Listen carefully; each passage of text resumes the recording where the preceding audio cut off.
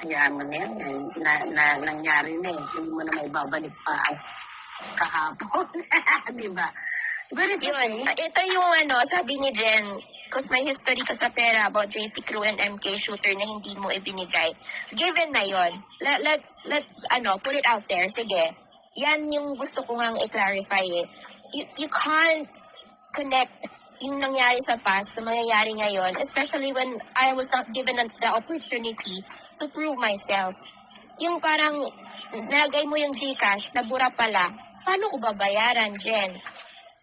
It's like you're branding a person, whatever has happened a year ago in the past, na ganun yung gagawin. Yung parang na-set up na lang ba, Ate Cynthia?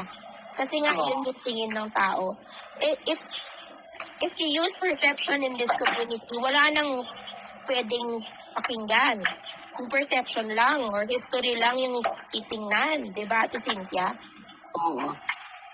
Yeah, may point ka. Para namang lahat tayo dito, walang history or walang like, hindi naman pwedeng yung nangyari sa past, same scenario siya now. Especially, this is palaro. Ano to eh? This is my responsibility as the owner of the channel to pay the monies owed to these people. Ano yun? Like, palaro nga, di ba? Like, Yeah. it's different.